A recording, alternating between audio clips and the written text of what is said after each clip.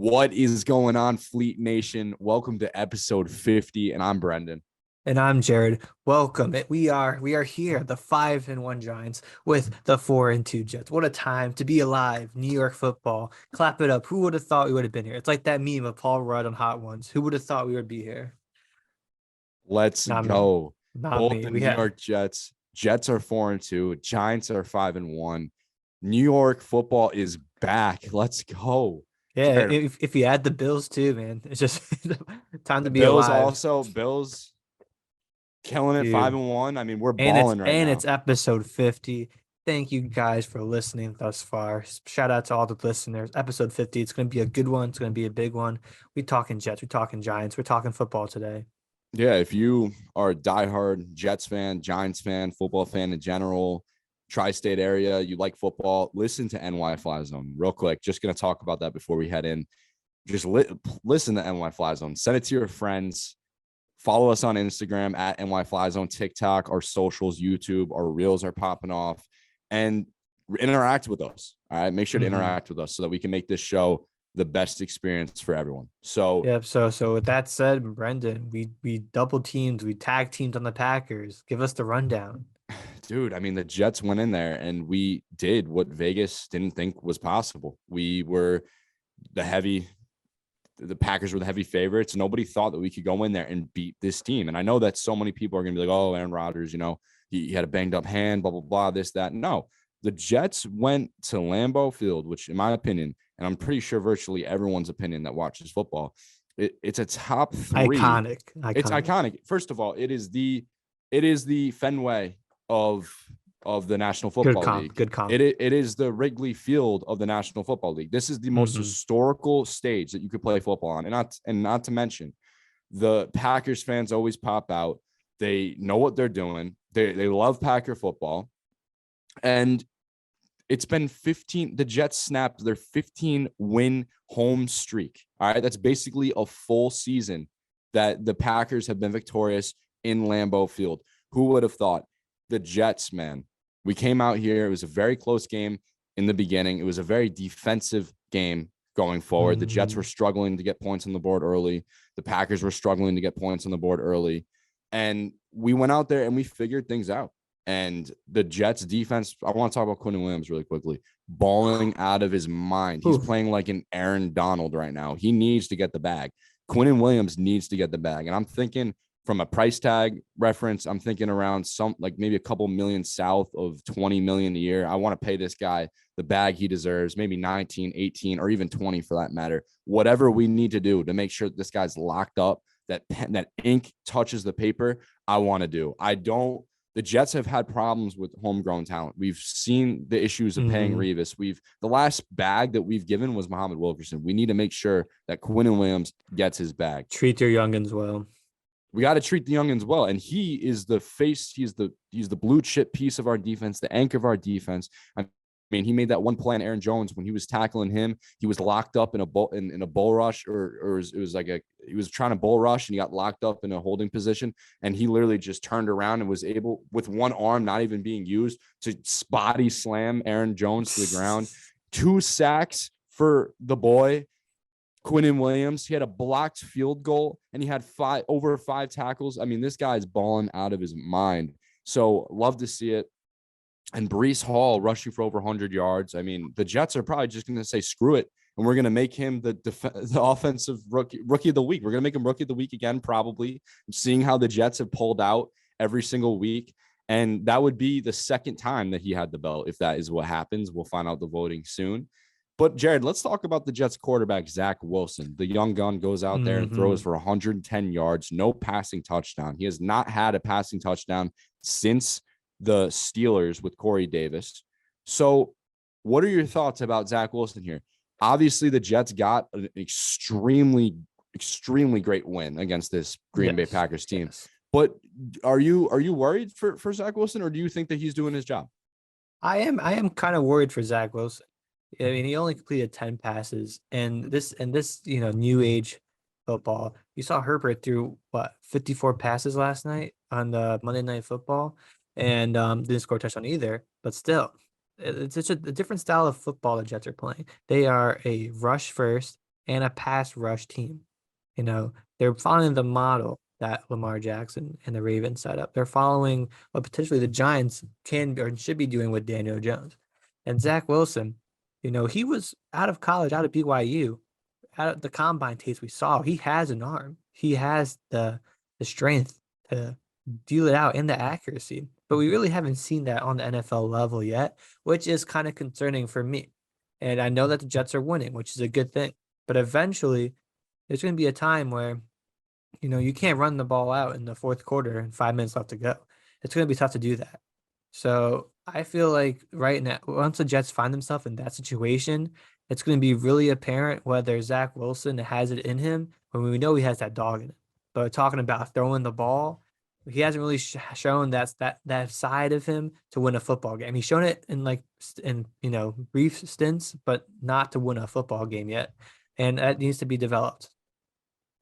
Well, Jared, I'm going to argue with you. I think he went out there and I think he showed that he was able to use his arm when he came back and beat the Pittsburgh Steelers. I mean, we were down trailing by a touchdown and we had to come back and win, and he lit it up. He had 10, he went 10 for 12 in the fourth quarter. I think in that moment, he showed that he has, flashes of a franchise quarterback, and the whole momentum in that moment switched. They went out there, they put in they took away Mitchell Trubisky. They put in Kenny Pickett. The whole stadium was rallied around him. They're finding ways to win. And he, in a game time situation, rallied the troops around him and found a way to get it done. So I think in that instance, he proved that. And also the Jets, I mean, we're 3-0 with Zach Wilson. You can make the argument. I'm not trying to get too ahead of myself as a Jets fan here, but you can make the argument that if we had him and his abilities to evade around in the pocket and miss those sacks, that we could have been a more competitive team against the Baltimore Ravens or the Cincinnati Bengals, who are 3-3 as we speak. And definitely. And the reason why I'm going to say that is just because Joe Flacco was a statue. He couldn't move around. He got bullied by this defense. I mean, we'll get into it a little bit later about Daniel Jones. I mean, his ability to bootleg and move around definitely helped to beat the Ravens. So I think that from a statistical standpoint, obviously it would be better if these statistics were a little bit inflated, that if he had a little bit more passing touchdowns, that would have been much more attractive from gandering it.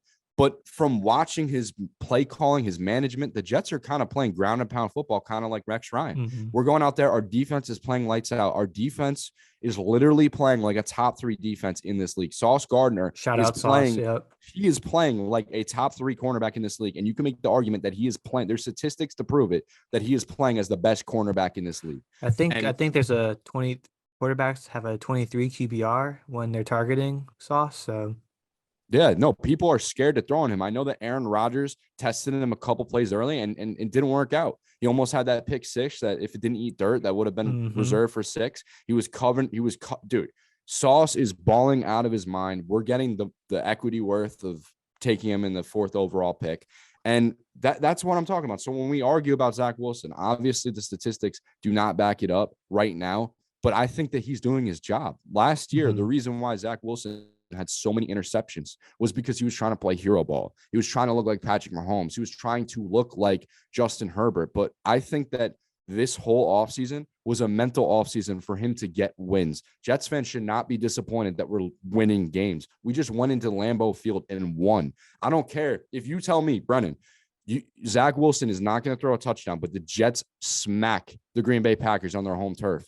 I'm taking that deal any day of the week. He took care of the football. He never threw an interception. He never gave Aaron Rodgers an opportunity to beat us. And also, dude, Breece Hall is getting the job done. He's doing everything that we need to do. You could argue, but Breece Hall isn't Zach Wilson, though.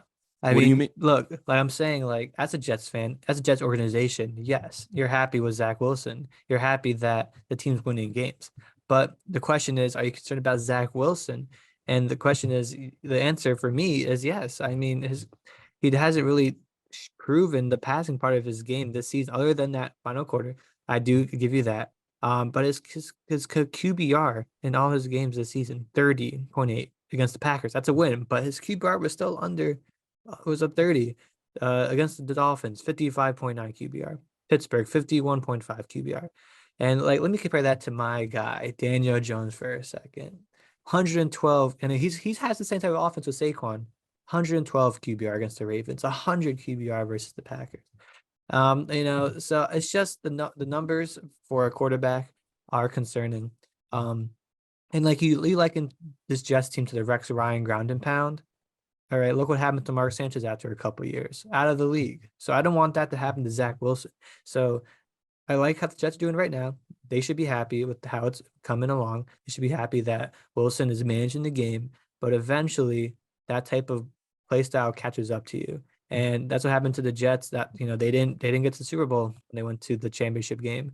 And with Zach Wilson, he wanted to be a better passer than Mark Sanchez eventually. I mean, he's your number 2 overall pick, BYU. So that's why I'm concerned about Zach Wilson.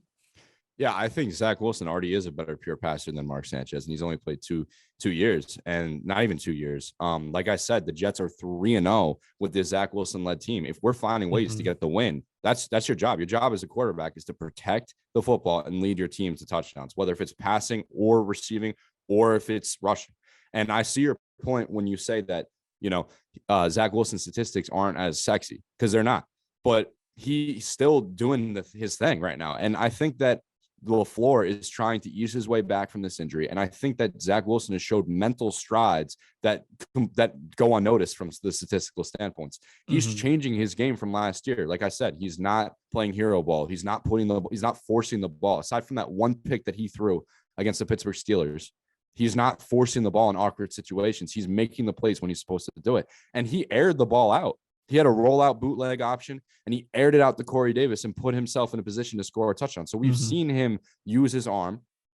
And also, dude, the Packers have crazy core. Like, they have a legitimate defensive core with Jair Alexander locking down Garrett Wilson. And now that, I'm about to mention Elijah Moore, I do want to talk about this really quickly as we talk about the Jets segment. Elijah Moore was not happy not being targeted. He had no targets against this Jets team, against this Packers team with the New York Jets. And we've seen his productivity spike with Joe Flacco. So clearly there isn't that much of a chemistry between Zach Wilson and Elijah Moore. Can I mention one more thing about Zach Wilson before we get on more? As a Jets fan, when you drafted him number 2 overall, were you expecting more of like 250-yard games, 300 plus yards, something like 2 touchdowns, 3 touchdown games for him? Are you concerned that that's not transitioning into the NFL as it was in college? Well, I see what you're saying, but then again, like, we have so many weapons, we have so many mouths to feed on this team. We have Michael Carter, we have Breece Hall, and Breece Hall he's utilizing his carries. He's finding the end zone with his carries. It's not like it's not like we're not finding the end zone as an offensive unit. It's not like Breece Hall isn't going out here and winning belts. It's not like Garrett Wilson isn't going out here and winning belts. Like, we're producing on an offensive side of the ball. The New York Jets actually lead the fourth quarter with the most amount of points scored this season. So we're utilizing as an offense. It's going to take time for Zach Wilson to reach that. He is slowly but surely progressing as a quarterback. Look at Josh Allen, and how did he ball out like MVP caliber second year? No. He and his team found a way to shift the culture, start winning games, and they made a playoff appearance, and they lost to Deshaun Watson against, in the playoffs. So what I'm looking for as a New York Jets fan right now, as we speak, second season with the young gun, is I want to keep seeing wins. I want to keep seeing wins, and I want to see him protect the football. And hopefully with time, and hopefully with the victories on Sunday, if they continue to stack up, I have my fingers crossed that they do, that he will be able to be more comfortable, and that we'll be able to find more of that connection within the receivers as time goes on. Like your points. Moving on to Elijah Moore. I got the tweet. Read out the tweet to us. Said, if I say what I really want to say, I'll be the selfish guy. We winning, grateful, huge blessing, all I ever wanted. Bittersweet for me, but I'll be solid. So I'll just stay quiet. Just know I don't understand either. Yeah, I think he also tweeted another thing too, right? He said, I support all my teammates 100% too. They know what it is. I'm behind them like no other. Everyone rocking out needs to keep rocking out. That's part of why we winning. Don't get it confused either. Jared, what are you thinking? Why? Like, you just won a game. Why are you tweeting this? Like, you're the underdogs. You're coming out against the Packers, and then you got to start some drama. Like, that's just not that is being a selfish guy starting drama. And that's my first reaction is on the player. As someone, like, I haven't been in a locker room in a while. I played high school baseball varsity, and like that's just letting your team down. Like, even if you're on the bench, even if you didn't get targeted, like, that's just not the winning attitude. That's not good culture as a player. I understand the frustration, but that's my first reaction about the player. Second side of it is what you might get into is this is concerning how the Jets are mistreating their young wide receivers. We saw it with Mims and now more. It's I don't want this to be a pattern for the Jets, but you could take it away. Yeah, I think this is interesting. And I'm going to take off my non-biased hat here. And I'm going to be honest. I saw that tweet and I was like, come on, man. Like, we went out there, we won a game. We should all be excited. But you got to play devil's advocate. You got to see it from both sides, right? You also have to see it from the standpoint of the early second round pick that so many people thought could have been a first round talent, should have been a first round talent. And he wants the ball. I mean, look, I don't think that this is necessarily a bad problem to have. If you have people on your offense if you have too many weapons on your offense, is that terrible? If you have No. people that actually want to win and put their team in positions to win and aren't afraid of the ball, is that bad? I think that this will blow over. If anything, I think that this should just be more of a wake up call for Mike LaFleur to start drawing up plays for him. Now, from a Jets perspective, that a man that watches every single snap, that follows every single headline, I think that this is a mixture of Zach Wilson and Mike LaFleur. I think it's a dead mixture between Zach Wilson and Mike LaFleur, because what was happening when Joe Flacco was spinning the rock for the New York Jets for the first 3 games when he was absent because of his knee injury, what was happening was that Elijah Moore was getting the ball a lot more. I think that that's simply because of the veteran mindset that Joe Flacco has in the pocket to know when to put the ball, to understand the in route motions of a receiver, to, you know what I mean? Like, we got to remember, Zach Wilson's young. He didn't even come from a power football school. He came from BYU, right? In a whole different competitive league. He didn't play for Alabama. He didn't play for Tennessee. He didn't play for LSU. He didn't play for Clemson. No, this is hard for him to adjust to the speed of this league. And chemistry is extremely important, right? That's why Zach Wilson tried to get his foot in the door and fly all of his boys out to his lake house in Idaho. But I think that you could blame this on Zach Wilson as well. I think he needs to start studying more of Elijah Moore's tape. I think he needs to see what Elijah Moore is good at, and so he can hit them in those strides. Jared, what do you think? Yeah, I mean, this Jets are receiving core and offensive core as a whole. It has a lot of people in it. And when you have a quarterback who's only making 10 completions a game, it's going to be tough to find that ball to you find Elijah Moore. They go out and sign Corey Davis to a big contract, but that was before drafting Garrett Wilson. They go out and they draft another receiver when they just drafted Mims, Elijah Moore, and now Wilson. And usually at a time, there's only 3 receivers. So that already is 4 receivers with Corey Davis on the roster. Then they reassigned Braxton Berrios. And I know he's had a dual role this year as kind of like does a rushing attack, even has a passing touchdown this year, Berrios. But and then now you add the 2-headed monster of Breece Hall and Michael Carter. It's a lot of mouths to feed. And that's a good thing to have. I mean, like, you saw it's like, I'm not trying to compare the Jets to the Warriors, but like, there wasn't a problem. There wasn't a problem with KD, Steph, and Clay. They all understood their role. And when you have someone like Moore, who's acting like a Russell Westbrook and KD, situation, or even in like Nets situation with Harden or whatever, it's tough, and you don't work together. And Robert Saleh said the right thing. He came out and said that he's just being competitive. But he also said there's a lot of ways to help this football team. Kind of, it's not a diss, but it's just like, come on, man. Like, you know what your role is on this team. And I think the Jets regard him as one of their top receivers on the team. And, I don't think Corey Davis is the long-term pitcher for them. He's just that veteran receiver that they needed in that locker room.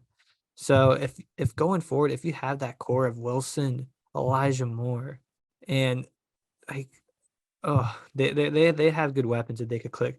And if I'm the Jets, if I'm Mike LaFleur, like you said, I try incorporating him more into the offense, just because we saw he did great last year with Zach Wilson a couple times, and he has that potential. So when eyes are on Garrett Wilson, when eyes are on Corey Davis, try to find Elijah Moore when you're trying to introduce Zach Wilson more into the passing game. And I want to say something really quickly. It's not like Elijah Moore just went out here simultaneously tweeting this. Rich Cimini, Jets beat reporter, someone that isn't the most favorited personality for covering the New York Jets. I mean, a lot of these, aside from a Connor Hughes, a lot of these beat reporters just want clicks. They want people to, bait, definitely got clickbait. me They to want click, they want the clicks, and he got it. Rich Cimini got it. All right. The original quote that you said of Elijah Moore was a comment. It was a reply from Rich Cimini. Rich Cimini said, of all the eye-popping stats / factors today, this one is hard to understand. Elijah Moore, 0 targets. That's when Elijah Moore saw that. He saw his name in his mentions, right? A beat reporter of the New York Jets is talking about it. I'm sure in his mind, why wouldn't he? I mean, he's a competitor. He wants to win. He didn't fly out there and lace his boots to run routes by himself. He wanted to move the sticks and be a part of this winning culture. So that's why, I mean, it could have been people poking the bear, and he went out there and wanted to vocalize himself. I mean, listen, we live in a country where there is freedom of speech. If he wanted to voice the way he felt, he can.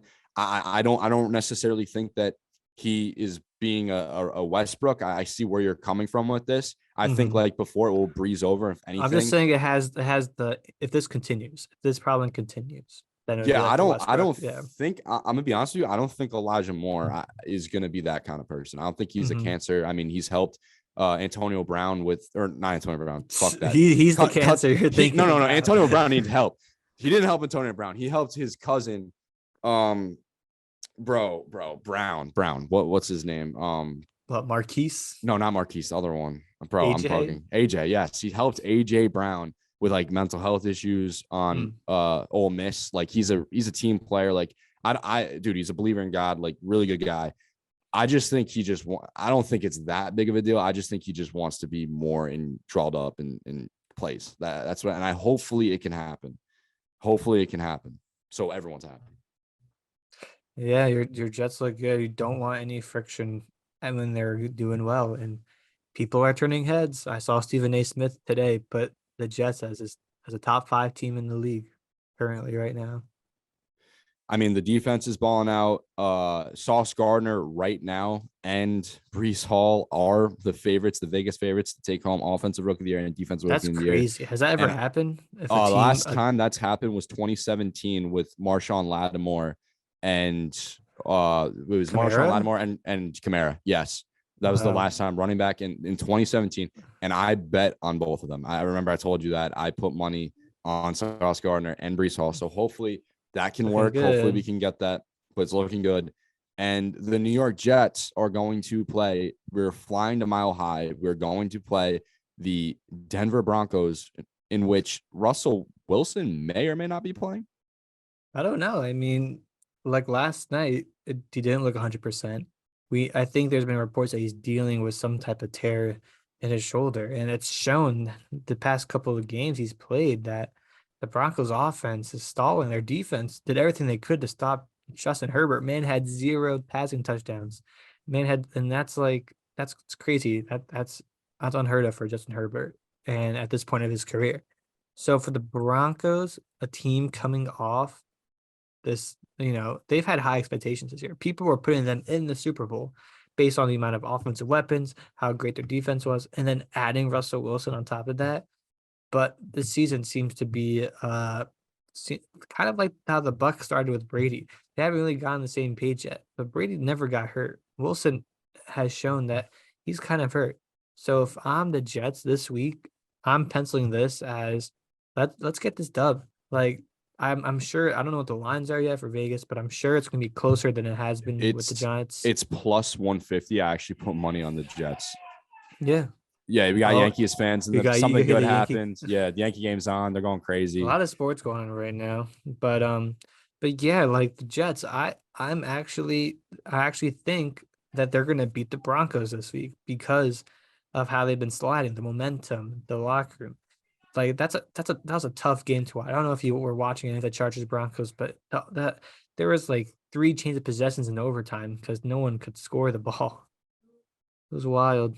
Yeah, so I put money on the New York Jets. I just threw, slight 25 to take home 28, 50 plus profit within that. I mean, if Wilson comes back for the Broncos or if not, I still like the Jets' chances here. I mean, obviously flying to Mile High is extraordinarily Hey, hard. but their Jets all road wins this year. All road wins, right? 3-0 with Wilson at the helm. And I mean, we flew there last year. We got exposed in Wilson's rookie year. New Jets team though. New Jets. This But new Jets team, yeah. But Nathaniel Hackett, I think he's like the Adam Gase, the modern day Adam Gase of the NFL. Oof. I genuinely believe that. I mean, look at all the talent that he has around him. And Melvin Gordon, what was going on with him last night? He got benched or something. I don't know. Well, shout out to the Broncos guy who had 4 pass interference calls against them. That's tough to do. So I think the Jets. I think we could go out there and win this. And I honestly believe that this is a must-win game. I think that the next 2 games that the New York Jets play, which is against the Denver Broncos in Mile High, and then at home on Cabbage Night, the night before Halloween, hosting the New England Patriots. Zappy. I think that these next 2 games, personally, really define our playoff picture and really could help us get into the playoffs. If we can win these next 2 games, go 2-0 in the division, improve to 6-2 before we play the Buffalo Bills at home, I like that. Those Bills games, I'm not excited for you. I feel like that game is really going to test how authentic we are. I mean, not to say that we're going to beat them, not to say that we're going to really put up that much of a fight, but I know what you mean. Yeah, like it's not going to be interesting to fight, see. though. It's going to be interesting to see. It's going to be interesting to see.